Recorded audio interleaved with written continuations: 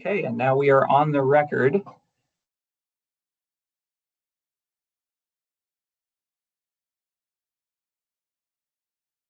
Good morning, everyone. This is an evidentiary hearing in Vermont Public Utility Commission case number 25-2412-PET, which involves a petition of GRH Growth LLC for a certificate of public good authorizing the construction and operation of a 3.5 megawatt solar array in Vernon, Vermont. My name is Jake Marin. The commission has appointed me as hearing officer in this matter. With me today is a staff attorney for the commission, Wes Skidmore. I'll start by taking appearances, beginning with the petitioner, and then we can go through all of the various entities we have here today. Joshua Diamond appearing on behalf of GRH Growth LLC.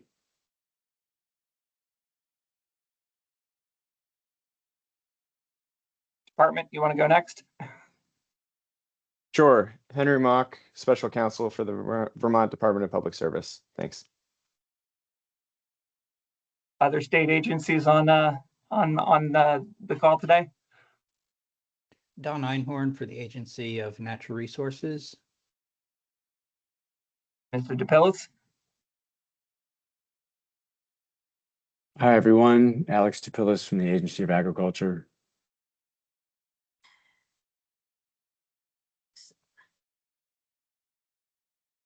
Ms. Patry? Yes, this is Willie Jane Patry, Agency of Agriculture, Food and Markets, staff attorney.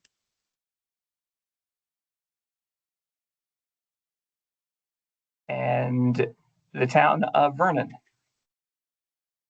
Good morning. I'm James Pinkerton, and I'm representing the town of Vernon. I'm a member of the select board, and I chair the planning commission. Thank you. Are there any other parties present today? Okay. Before we get started, I just want to let you guys know about a few special procedures for having a remote hearing using Teams. If you are a party's representative, I ask you keep your video on so that I can see you. If you are a witness or another participant, please keep your camera off until it is your time to testify or participate. If you have any issues with connectivity during this hearing, please contact the clerk of the commission immediately. You can call her or send her an email. Either way, whatever works for you, please get in touch with her immediately. We'll pause the hearing if we notice someone drop off, and we'll try to get started when you get back on. But the best way to address that situation is to call the clerk immediately, because we might not see someone is having a connectivity issue. Before today's hearing, we had a little meeting with the parties, and we discussed logistics for getting the evidentiary record together. There was an outstanding question about whether the Agency of Agriculture, Food and Markets had any objection to the admission of the pre-filed testimony. Oh, we do not. Okay. In that case, I don't think there are any objections to the pre-filed evidence and testimony. So what I would propose is that I will admit all of the pre-filed testimony and evidence that is identified in the petitioner's May 22nd filing that's marked Exhibit A. So if there are no objections, hearing none, those pieces of testimony and exhibits are admitted at this time. However, I understand that there'll be a clarification for one of the petitioner's witnesses, Mr. Rattel. So that admission is subject to the clarification that will be made on the stand in a little bit. The schedule for today, we're going to start with the petitioner's witnesses, but after Mr. Martin, we're going to go a little out of sequence and we're going to take Bill Jordan. So if Bill Jordan can be available in about 20 minutes, that would be helpful. With that out of the way, unless there's anything else that people would like to speak about, I'll ask Mr. Diamond to call Mr. Martin. Yes, Mr. Mock. Oh, just that I've been in touch with Mr. Jordan, and I know he's unavailable from 10:30 to noon. I told him that around 10 o'clock would work, but I haven't heard back yet. So Okay, well, that'll be maybe I can keep you tentative posted. then. Yeah, thanks. Okay, Mr. Diamond, I think the ball is in your court. We call Craig Martin to appear. All right. Mr. Martin, is your camera on now? It is. Can you see me and hear me? Yes, I can. Excellent. Can you raise your right hand, please? Do you swear or affirm under penalty of perjury that the testimony you're about to give is the truth, the whole truth, and nothing but the truth? I do. Thank you. All right. Mr. Martin, could you please, Sorry. Yeah, go ahead, Mr. Diamond. I'll let you do it. could you please state your full name for the record? My name is Craig Alvin Martin. And what is your occupation? I am Vice President of Business Growth for Great River Hydro LLC and GRH Growth LLC. At this time, we make Mr. Martin available for cross-examination.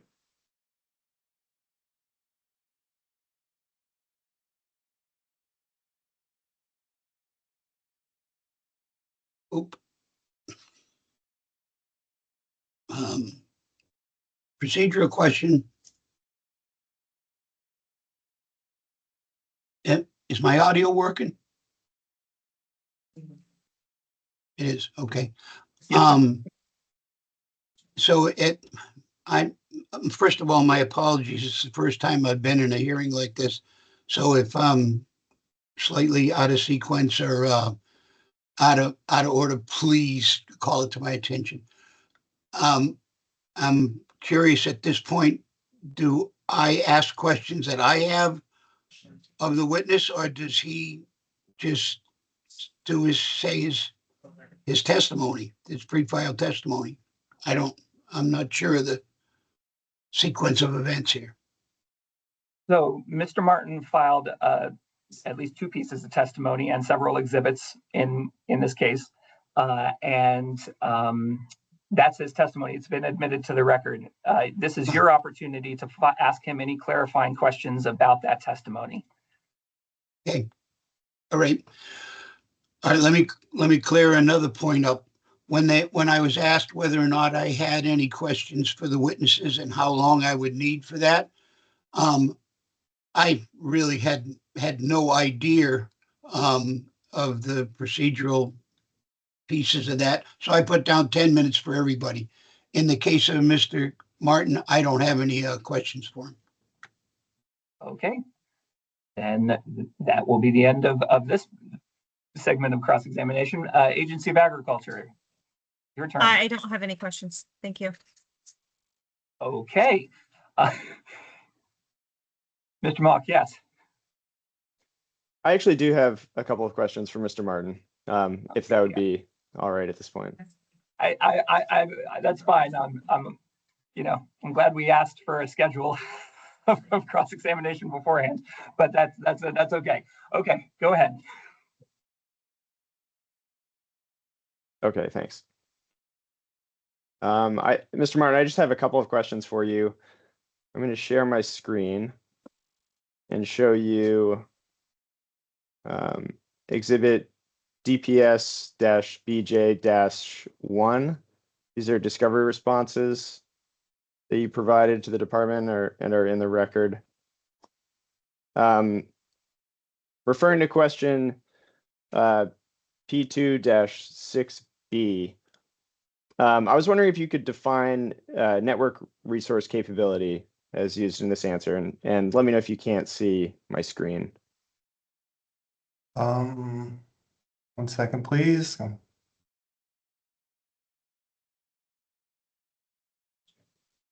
Yes, network resource capability, that is a defined term from ISO's ISO New tariff. And essentially what it does is it establishes the maximum amount of energy that's allowed to be injected into the grid at that point through that point of interconnection. Okay, and so the energy that would be injected into the grid.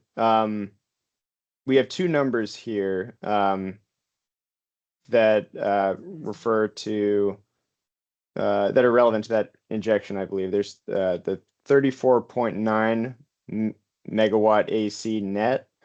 What does that refer to? That is actually the number listed in the amended large generator interconnection for the Vernon hydroelectric facility.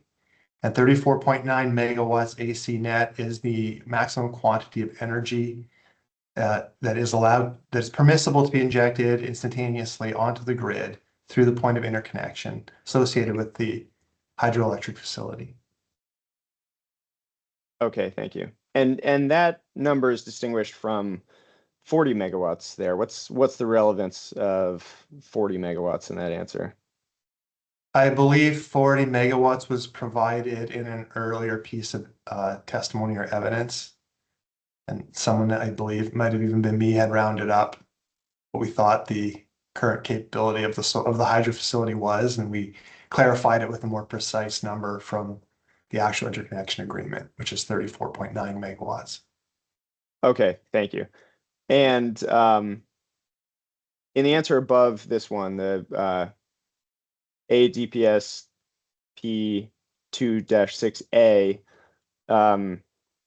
the RTAC is referred to, and I'll just define that, and you can correct me if I'm wrong, the real-time automation controller. How does that operate in relation to what you said was the precise number, the 34.9 megawatt AC net? I believe the RT and RTAC refers to remote telemetry, not real time.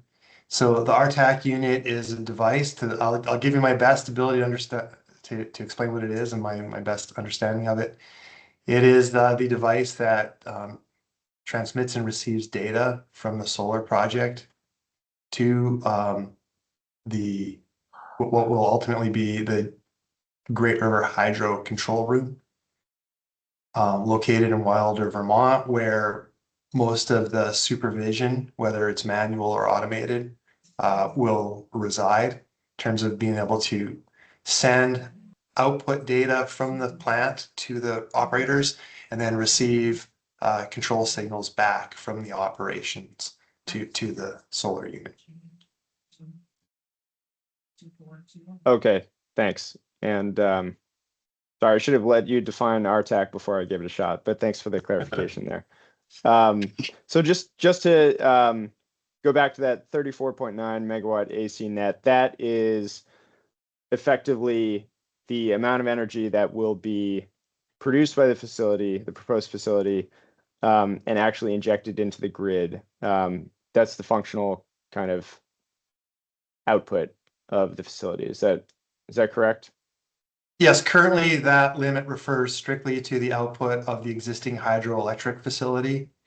So we've made an application with ISO New England for a service called surplus capacity interconnection service. And what that would do then is it would allow us to inject the energy from the solar facility onto the grid via the existing point of interconnection under the agreement that is currently in place for the hydro facility. And that 34.9 megawatts AC would then be the maximum amount of energy that could be injected through that POI when combining both the hydroelectric facility output and the solar output together.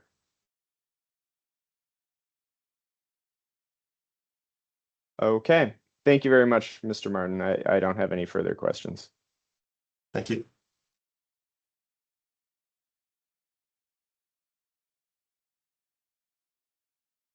Any redirect, Mr. Diamond? None. Okie dokie. Are there any other parties that have any other issues for Mr. Martin at this point? All right, Mr. Martin, you're excused. Thank you. Thank you. My pleasure. All right, Mr. Mock, is Mr. Jordan available yet, or are we still waiting to hear back? I'm still waiting. I can give him a call. things are moving faster than Yeah. than we anticipated anyway. So you just you can give him a call, but we'll take Mr. Rattel next, and then Thanks. see if we can squeeze in Bill after that. So Okay. yeah. All right, So Mr. with Rattel. that, Okay, yeah. Mr. Rattel, you want to raise your right hand, please? Do you swear or affirm under penalty of perjury that the testimony you're about to give is the truth, the whole truth, and nothing but the truth? I do. Thank you very much. All yours, Mr. Mr. Downey. Rattel, could you please state your full name for the record?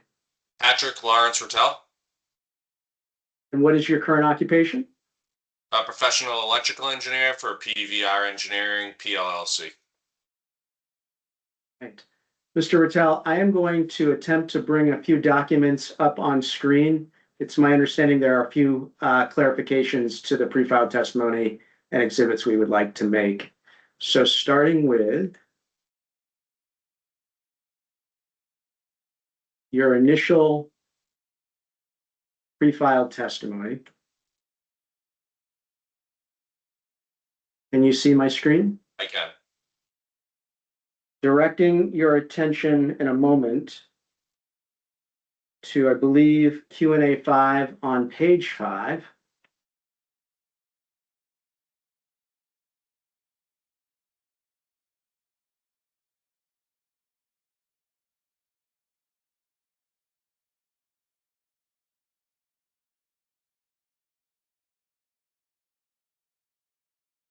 Actually, Q&A 6, I believe. Bear with me, Your Honor.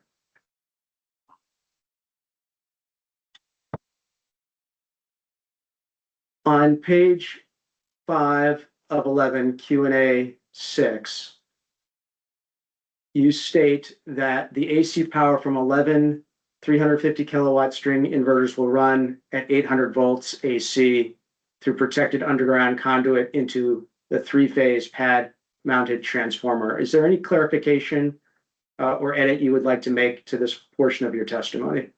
Yes, we moved the quantity of inverters to 12 inverters, so we're still maintaining the total system size of 3.5, but we're doing it with 12 inverters instead of 11. All right. I'm about to show you your supplemental pre-filed testimony.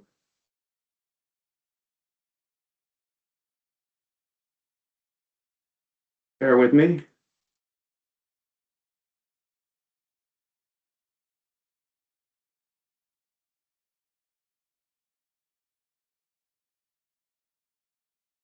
Is the supplemental pre-filed testimony available to you on the screen? Yes. All right, directing your attention to Q&A 5 at page 3.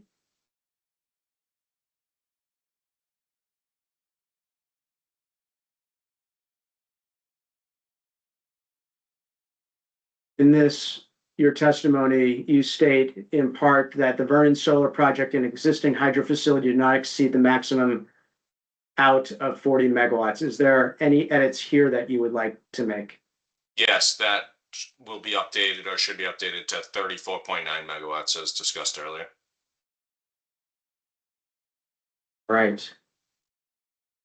And Mr. Rattel, I'd like to show you as well GRH PR2 revised. This is your site plan. And with regards to, let's see if we can blow this up. Bear with me.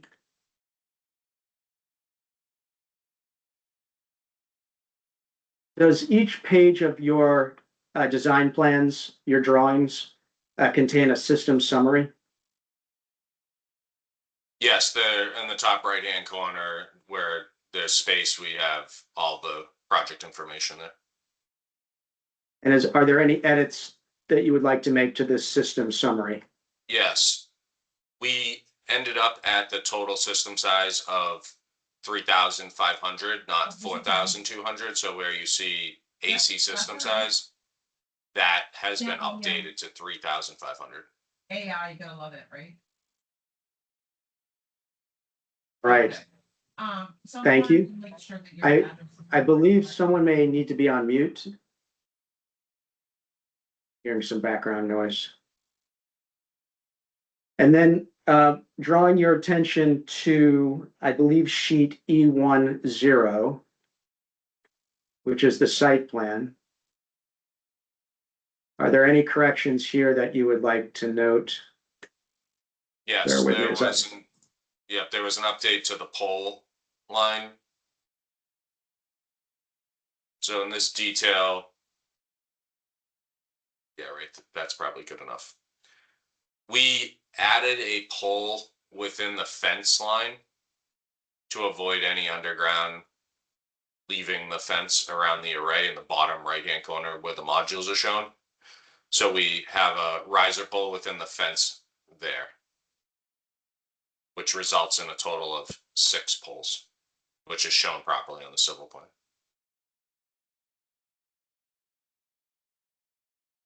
Right. In conjunction with the witness's testimony, Your Honor, I move for the corrected admission of the pre-filed testimony, the supplemental pre-filed testimony, and GRH PR 2 revised. Any objections? Hearing none, the testimony and exhibits are admitted as revised. And with that, we make Mr. Ratelli available for any cross-examination. Rattel, excuse me. Right. Mr. Pinkerton? I don't believe so, but I have a question at this point. If something has come to my attention that I didn't have prior to this meeting that I just got, is it introducible in this context? You're meaning you'd like to introduce a piece of evidence in this hearing? Yes. So, I mean, I guess the first question is why? What is the document and what are you offering it for? All right, good. The town of Shaftesbury has a solar array that just got, well, quite a while ago, got knocked down by a very, very large wind and adverse environmental conditions. And the concern is that when an array gets knocked down, it introduces a bunch of heavy metals into the area that the array is knocked down on. And what my concern is twofold. One would be in the possibility that could happen in this particular array, we would need to determine what the current content of the soil is right now so we could see if the array gets knocked down, what it adds in as far as heavy metals and adverse environmental things to the soil, because I mean, I don't think there's any contention that it's prime agricultural land, and we're trying to preserve that piece of it. So I'm sorry for the not having that clear, but I just got this from an article, a newspaper article that was produced yesterday. Okay. So so it's the newspaper article is what you would want to offer. Correct. Okay. So I see a couple problems, here, which is one that, there's a schedule that we had adopted in this case for pre-filing testimony and evidence. And unfortunately, you didn't offer any witnesses who could have sponsored an exhibit and provided that. So just timing wise, we have an issue. And then there's also issues with just offering an article that you didn't author and don't have knowledge about the information provided in the author. So I'm going to say no at this time. But what I will say is you may be able to, talk about this in your briefs or comments that you file with the commission. To the extent the commission has a case open already of this, you could maybe cite that proceeding just as legal argument, not for facts, but as legal argument to talk Okay. about that issue. So, but for purposes of today's hearing, I don't think we're going to be able to introduce any new information in the form of a newspaper article at this time. Okay, understand. Thank you. But do you have any questions for Mr. Rattel? I do not. Okay. And just while I have you here, did you have any questions for Bill Jordan? Because you're the only party that is listed for cross, and I realize we're trying to find Mr. Jordan right now, but if you don't have any questions for him, then he may not actually need to appear today. So sorry to toggle topics right here, but I just want to make sure we're being efficient with our time and Mr. All Jordan's right. time. And once again, apologies. I'm having a difficulty navigating. Yep. What was his area expertise? I don't recall. He's the I'm sorry. department's engineer. All right. I didn't have any questions for him. Right, Mr. Mock, you can let Mr. Jordan on the hook unless you have anything that you need to bring him in for. I don't. He is on the call now, so he's Okay. available. But yeah, Mr. Pinkerton, I'm happy to let him go if, as you said, you don't have any questions for him. Does anyone else have any issues with us letting Mr. Jordan go? No, not, No. Okay. not for position. Okay. And Sorry to take that out of order, but I realized we were, had an opportunity to get Bill off this call and let him go on with his day. So, okay. I was gonna. but Oh, I'm sorry. I was going to ask, do you have any questions for the witness now?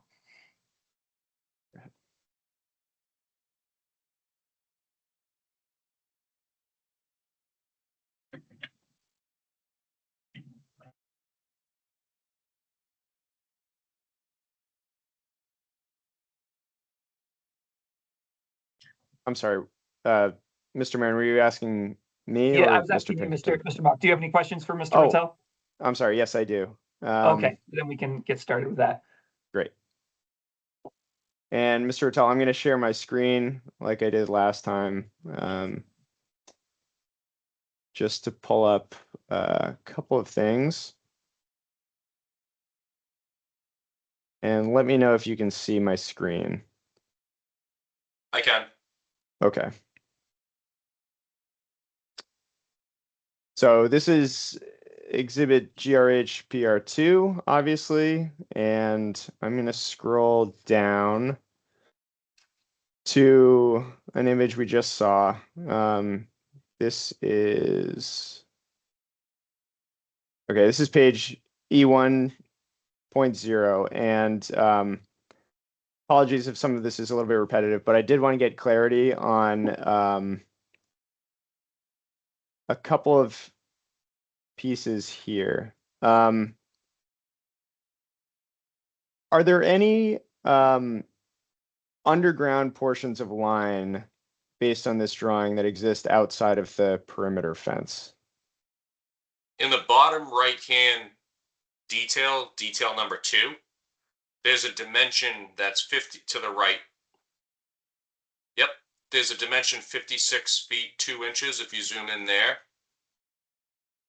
Yep, That's this one going right from here. a riser pole number 5 in this detail. It's probably actually going to be called riser pole number 6, but from that portion to get to the building, which has a label MV and PVC and then MV and EMT, in that building, that 56-foot span will likely have underground aspects to it in terms of the insulation. The details have not been completely refined. There's an existing underground pathway there, but as we get more familiarity with the specifics, GRH will decide on a final approach, but there will be an aspect there of underground to go from the riser pole to the building. Okay, and is that undergrounding here indicated by the MVUG? Yeah. Yeah, it's just an acronym for underground. Okay. And are there any other portions that are going to be underground outside of the perimeter fence? Not outside of the fence. So that change that we just discussed, if you go to the bottom right-hand corner of the module, it's to your left a little. in the array there, yeah, right near where that laydown area is. We've updated the drawing to show, and this is an exhibit in the civil side as well, that's correct. There's a pole within the array, so that fence where it's an X and then some lines and then an X again. We put the pole there inside the fence so that no other area in this installation has underground outside the fence except for what we discussed on the 56-foot dimension. Okay, so without seeing the correction yet, this MVUG, which indicates undergrounding line, Is not there anymore. in the correction, that won't be there anymore. All right, Correct. thank you. And back to this segment, which will be underground. Who will own this section of underground line? Great River Hydro will end up making the final decision and make sure the work gets done. I'll obviously oversee it to make sure it's compliant with the National Electrical Code and National Electrical Safety Code, but it will be Great River Hydro that will have that responsibility. All right. And would you be able to say on behalf of Great River Hydro whether they would agree to dig safe conditions for that section of underground line? It's not, if there was an ability to utilize existing conduit and cable tray paths, then it would be a low enough risk that probably wouldn't be necessary. But at this stage, with it not being known, I do think that considering it a dig safe as an option is necessary.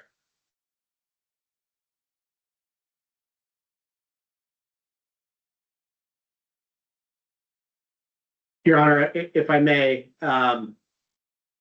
GRH Growth LLC is willing to stipulate to a condition that it will abide by dig safe if portions of that line are underground. Okay. Thank you. I don't have any other questions on that. Mr. Rattel, I do have another question or two about your supplemental pre-filed testimony from May 21, 2026.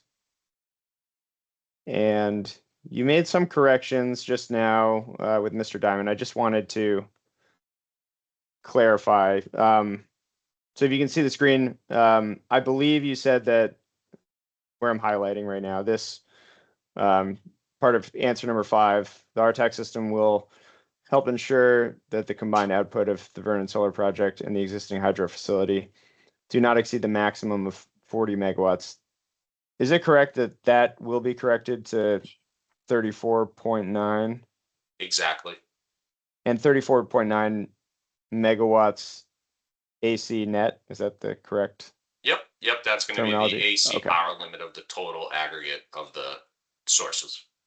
Thanks. And scrolling down to page 4 here. Actually, page 5. All right. I'm looking at this portion here with the calculated headroom. It says the RTAC constantly monitors the utility export limit 40 megawatts. Is that correct? That 40 megawatt? No, anywhere where 40 was used in this document will now reflect 34.9.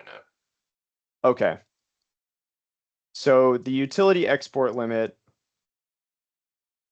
and the maximum out of what it says here, 40 megawatts, those will be changed to 34.9. Yes. And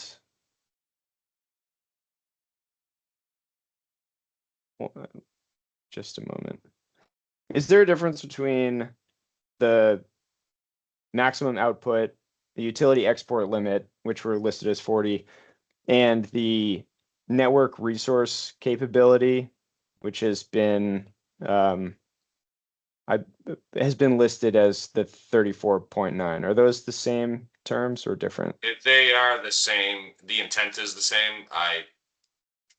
Looking at it, probably should have been more careful about my word selection.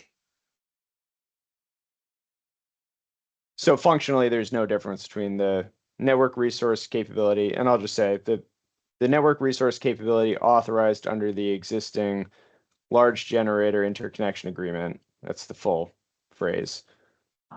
So that number and the utility export limit are functionally equivalent, and they're both 34.9. Okay.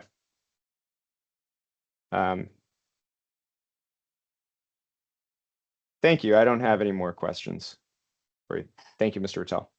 You're welcome. Thank you. All right, before I turn it back over to Mr. Diamond for redirect, I just had one clarifying question. Mr. Rattel, did you see in Bill Jordan's testimony where Mr. Jordan recommended a condition allowing the department and other parties an opportunity to comment on the results of ISO New England's supplemental interconnection study? I don't recollect that, but it makes sense. Okay. Well, if you're not I'd like to, I'm just going to put that, I'll be interested to hear whether the petitioner agrees with that condition or does not. If Mr. Rattel isn't the right witness to ask about that, I can either wait for a different witness, or Mr. Diamond, you can address it in briefing.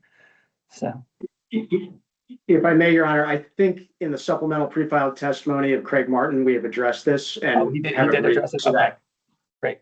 to the condition. Sorry, I didn't notice that. Thank you. Okay, then any redirect to Mr. Diamond? No redirect, Your Honor. Okay, then Mr. Rattel, you're finished. Thank you. Thank you.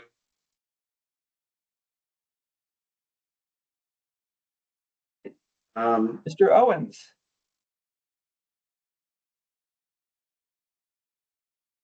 Can you hear me? Yes, sir. All right. Would you raise your hand, please? Do you swear or affirm under penalty of perjury that the testimony you're about to give is the truth, the whole truth, and nothing but the truth? I do. Thank you. All right, Mr. Diamond. Mr. Owens, can you please state your full name for the record? Jeremy Blanton Owens. What is your occupation? I'm a landscape architect. And at this time, we make Mr. Owens available for cross-examination. Mr. Pinkerton, any questions?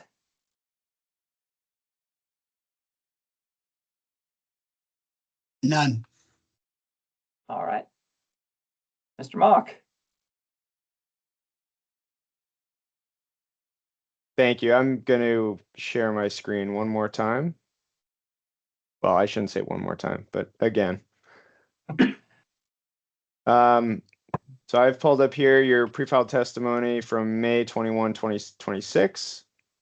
And I wanted to scroll down to portion where you talk about the portage route around the Vernon Dam, and this is on page 4. So in the highlighted section here, you say due to the difference in elevation between the gravel drive and this nearby portion of Governor Hunt Road as compared to the proposed array, the proposed 8-foot stockade screening fence is expected to fully obscure any view of the nearest array structures. I was wondering, so that gets to the aesthetic impact of the array itself from that trail. Will there be any aesthetic impact from tree removal that may be viewable from that trail? You're talking about where trees would be coming down and there would be additional visibility of the sky? Or Yeah, yes.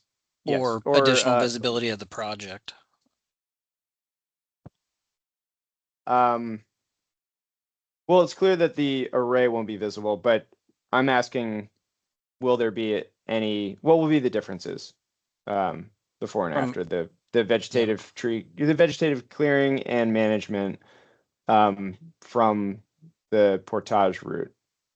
Will there be any aesthetic impacts other than just what you say here? Yeah, so certainly you would have the removal of the vegetation, which would be noticeably different due to the lower elevation of the viewing location. You'd be looking more up in order to see that the vegetation was removed. So there'd be less green, there'd be more visibility of the sky. particularly after you've come up from the river and you've turned left to go south along Governor Hunt Road, and you look to the southeast, you would potentially be able to see the far side of the clearing, in which case the edge of the vegetation may not look completely natural because it would be newly exposed over time. This is tends to be or appear less significant, but you definitely would get to see more of the sky. And it, if you were to flick back and forth between existing and as-built conditions, you would definitely notice that the vegetation was removed. Okay, thank you, Mr. Owens. That's my only question for you.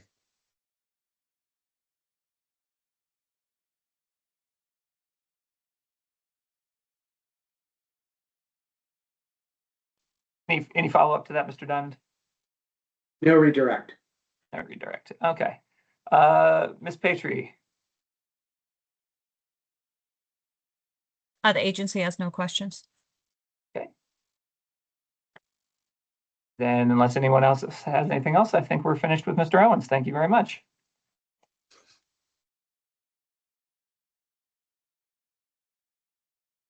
All right, Ms. Clark.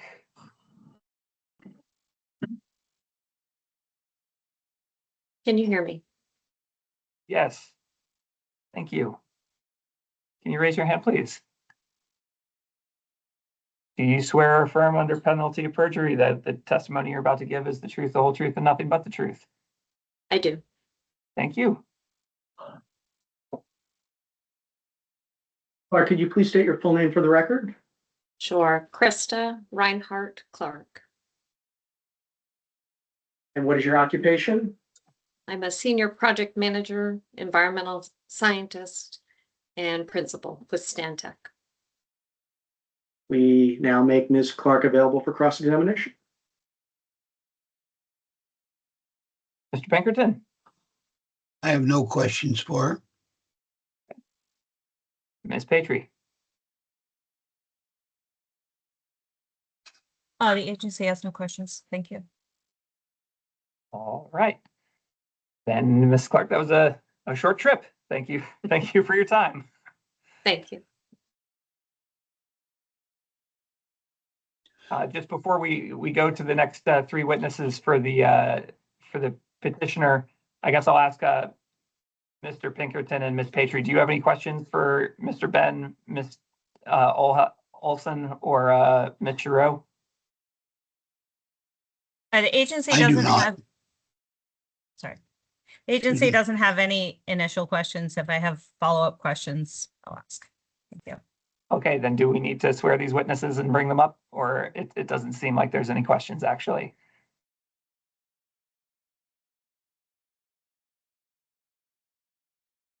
Is everyone okay with me with us skipping over them then? I don't have any questions. So, all right. Then we've already dealt with the department's witness, Mr. Jordan. I guess before we stop, that completes all of GRH's witnesses. Is that correct? Yes. Okay. Moving much faster than I anticipated today. Okay. And now we're moving to the Department of Public Services witnesses. We've already released Mr. Jordan from today. Do Mr. Pinkerton or Ms. Patry have any questions for Gordon Perkins or Scott Wheeler? I have questions for Mr. Perkins. Okay. And Josh, or Mr. Diamond, I assume you have questions also. You listed time for Mr. Perkins as well. Potentially. Let's see. Okay, so we'll start with Mr. Pinkerton. Sounds like the best order of operation? Yes. Okay. Then let's get Mr. Perkins up here and we'll get started. All right, thank you. I hereby call Mr. Gordon Perkins to the stand. Hey, Mr. Perkins, would you raise your right hand? Do you swear or affirm under penalty of perjury that the testimony you're about to give is the truth, the whole truth, and nothing but the truth? Yes. All right. Mr. Perkins, would you state your full name, please? My name is Gordon William Perkins. And what is your occupation?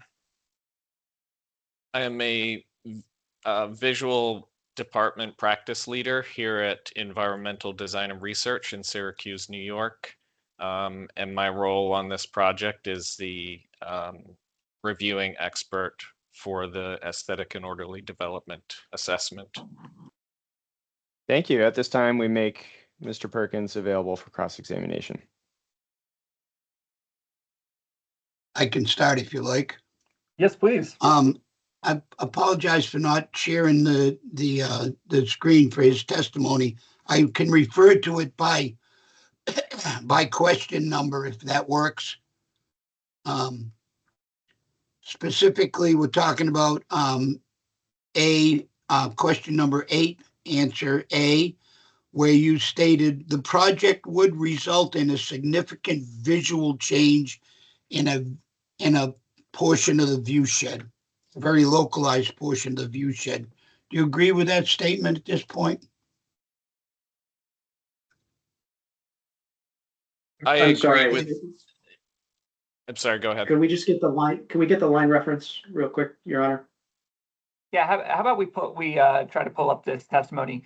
Mr. Pinkerton, you're referring to his direct pre-file testimony from May 13th, 2026? Correct.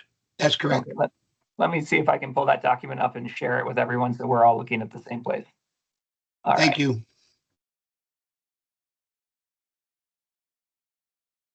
What page?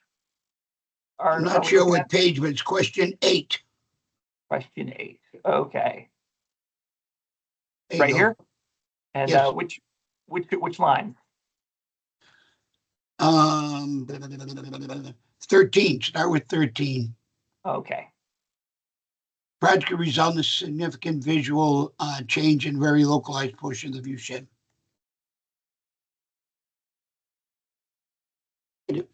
And my question is, do you agree with that statement at this point? When you say at this point, I'm assuming you're referring to the engineering changes that have happened to the project since the development of my testimony? Correct. Yes, then I still believe this statement holds true. Okay. Next part. Under down to 17. Let me see if it's.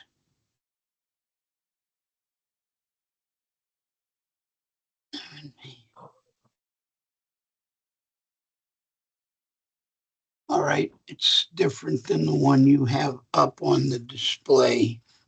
Ooh, that's great. I'm referring to part 2 of the Queechy test. Did I pronounce that right? Is it Queechy? Yes. Here, right here on page 304. Yes. Oh yeah. But anyway, it says that under the Queechy test, the proposed project would not be undue. That's the phrase that you used in there, and said it wouldn't violate a clear written community standard intended to preserve the aesthetics or beauty of the area. Am I quoting that correctly? Yes, sir, you are. So if I'm reading this right, you say it would result first in a significant visual change to a portion of the view shed, and then later on you say, but that's not an undue change? Is that inconsistent? It's not. So the standard under the Queechy test is to first determine whether or not there would be an aesthetic impact.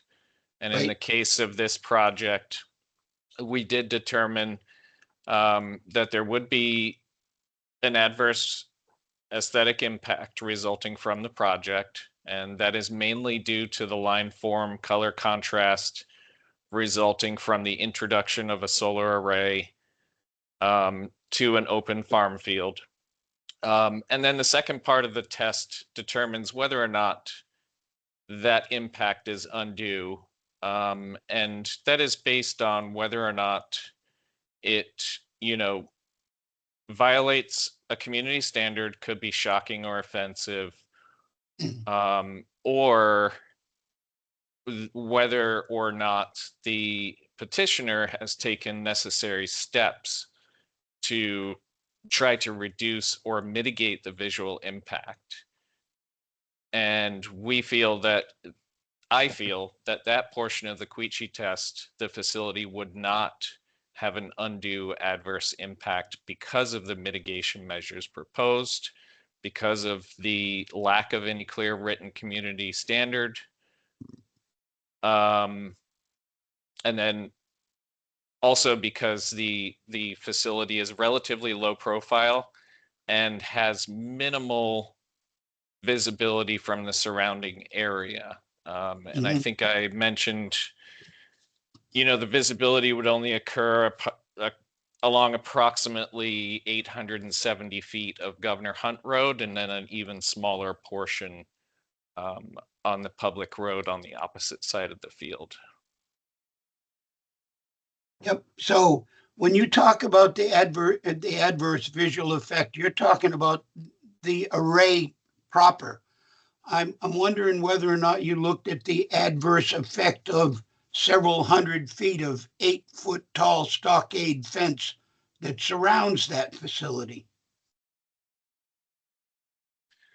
We did look at the stockade fence, and this was brought in as a mitigation measure. And I would say from the standpoint of comparing that to a traditional 8-foot tall galvanized steel chain link fence, I believe that stockade fence is an effective mitigation measure, because not only does it screen portions of the PV array, but in conjunction with the earthen berms that the petitioner intends to install and the vegetative mitigation, they all work together to improve the aesthetic along that section of Governor Hunt Road, and reduce the visual impacts.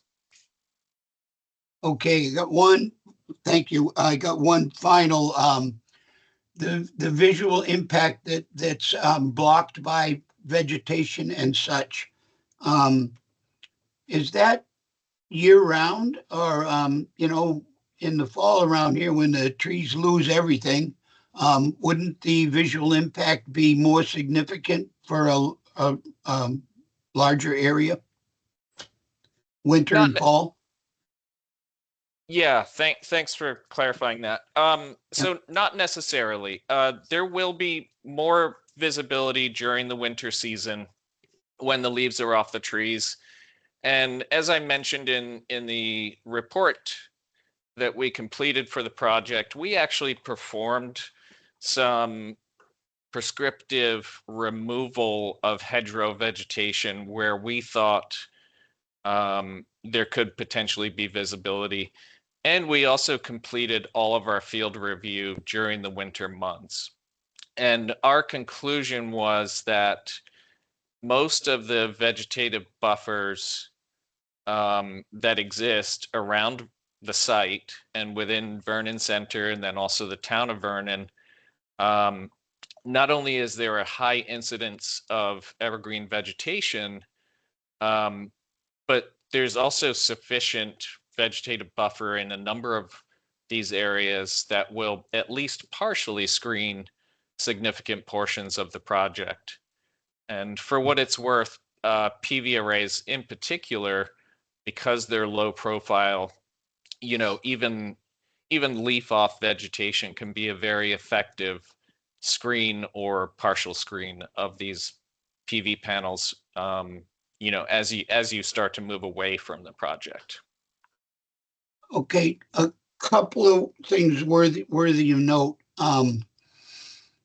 I looked around the town and for another place where we have several hundred feet of 8-foot tall stockade fence. And this would be unique to the town. We don't have any other facilities like that. Around our retired nuclear facility, we have a chain link fence, which is not a visual impairment. But the fact that that's unique, that much stockade fence, and this fence is 8 feet tall and the array is 10-ish feet tall. I question the mitigating effects of that particular alignment, and that's the town's position on that. I'm gonna object and move to strike that last narrative. There was not a question there of the witness, and the right. town has waived its ability to enter evidence in this proceeding by not filing pre-filed testimony. My apologies. I understand now. All right, Okay. that's all the questions I have for that witness. Thank you. All right, any redirect, Mr. Diamond? No redirect. Okay. Ms. Patry, did you have any questions for? No, I have no questions. Thank you. Okay. Then anybody else need to speak with Ms. Perkins before we let him go?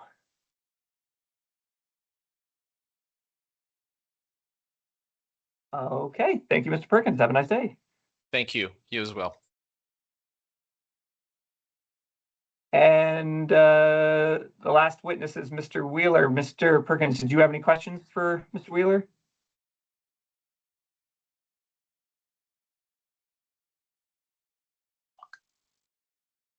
You just referred to Mr. Perkins. I do not have any questions. Oh. Yeah. Yeah, I'm sorry.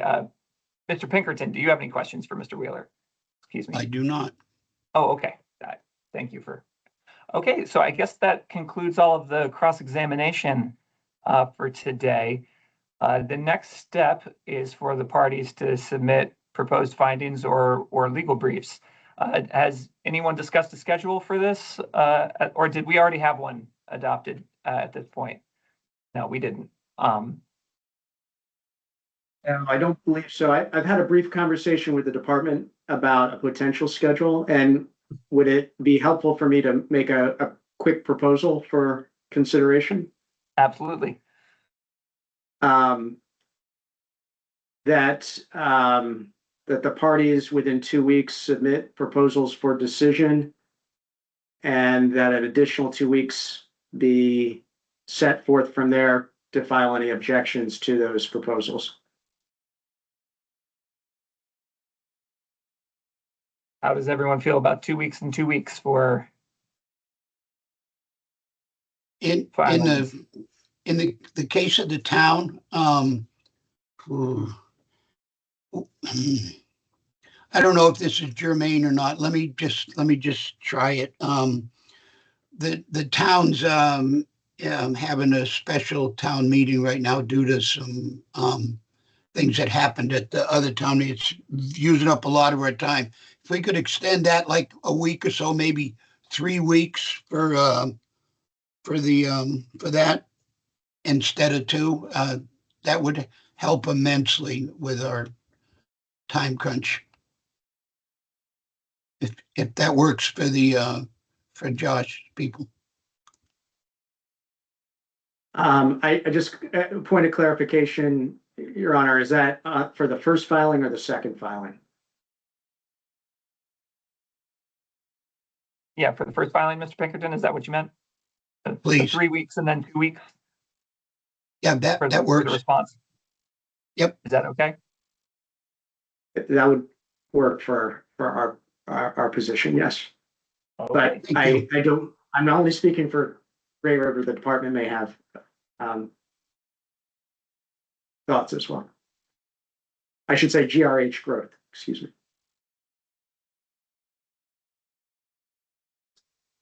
Yeah, it'll be helpful to nail down some dates that we're talking about, but I think 3 weeks from today would be the 16th, Yep.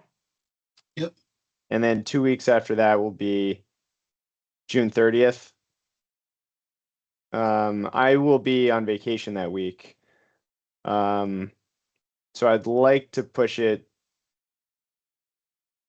a little further out, I think, into July, first or second week of July. When you say Preferably push the it, second. you mean the initial filing or the? No, the response? second second filing, filing. but yeah. I respect the department's vacation schedule, and maybe we need to revisit the first filing deadline. I'm concerned for my client because they're under some pressure because of the Inflation Reduction Act and its repeal to get a decision as quickly as possible.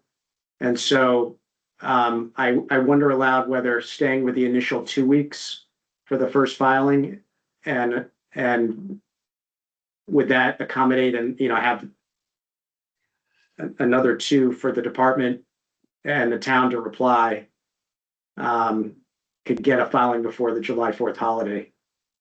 Okay, yeah, Mr. Diamond, is there like a sort of backing all the way out to like, final decision in this case? I know initially you had said by the end of June, I think, when you filed the petition originally. Is that still the date you're looking at there, or? Because I'm going to have to issue a proposal for decision, and there'll be an opportunity for comment on that. So things quickly sort of spool out from there. So I just want to make sure we're keeping that in mind too as we. I think I need to confer with my client to give you a hard deadline, but there's pressure to do it as soon as possible so that we're not running into problems with other aspects, financial aspects. Yeah. Okay. All right, Mr. Pinkerton, I totally recognize the that you work on a volunteer board for your town, and everyone appreciates the public service of all of the people who serve on town boards. I'm going to ask that we just get the initial filing in 2 weeks. I understand that you've got the meeting, but there are a lot of it takes at least really 2 months from now to get to a final resolution in a case like this, and that's a lot of time at this point in this proceeding. So let's just stick with 2 weeks from today is June 9th for initial filings, and then responses due. And can you do June 23rd, Mr. Mock? That's before your holiday starts. So yes, that's fine. Yeah, thank you. That's fine. Okay, let's just go with 2 and 2. And that, because I also don't want to back the commission up on trying to rush a written decision at the end of this case. Are there any other issues we need to discuss today before we adjourn? Not from GRH Growth's perspective. Thank you. All right. Then thank you very much, everyone. Well, today's hearing is concluded. Have a nice afternoon. Thank you. Thank you.